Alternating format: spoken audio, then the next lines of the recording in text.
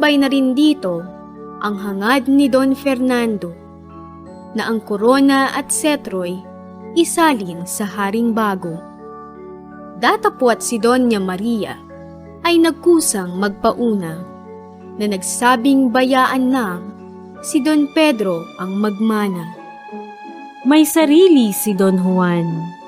Aniya sa kanyang biyanan, Kami po ay hinihintay sa kay amang kaharian. pinutungan si Don Pedro at nagputong ay arsobispo. Ibinigay pati setro at naghari na sa reyno.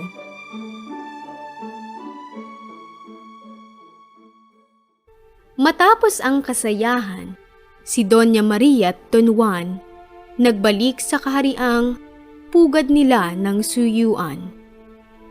Dinatnan ang kahari ay nasa ibang mga kamay. Ang kapatid at magulang ay wala na't nagsipanaw. Ang lahat na'y kumilala sa nagbalik na prinsesa. Kung ang hari yumao na, sila naman ay may reyna. Pinutungan ng korona't si Don Juan ay hari na, at sa ulo ng prinsesa'y marikit na diadema. Sa kamay ng bagong hari, kaayusay na malagi.